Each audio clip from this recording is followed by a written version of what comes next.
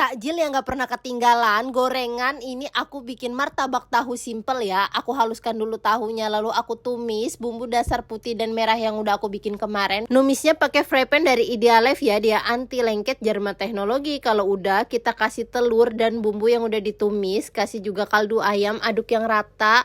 Siapkan kulit lumpia, lalu kita tata di atasnya, olesin kuning telur ya buat perekatnya.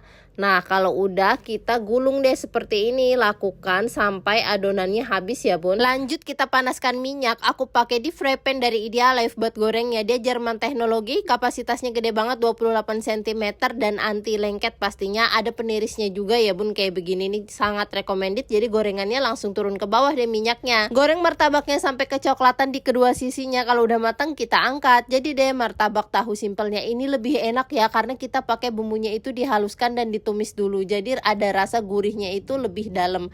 Yuk bikin.